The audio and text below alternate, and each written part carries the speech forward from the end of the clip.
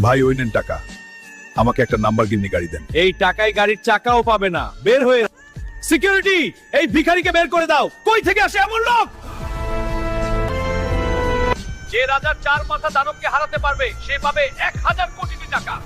আমার অপমানের প্রতিশোধ দিতে এখানে কোনো বাপের বেটা আছে রাজার 4 মাথা দানবকে হারাবে? আমি লড়বে জানা পেলে।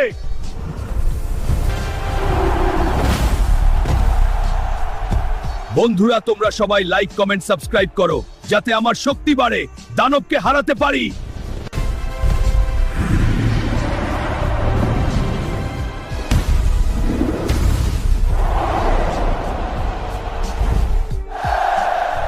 হালকা জিতেছে পুরো 1000 কোটি টাকা।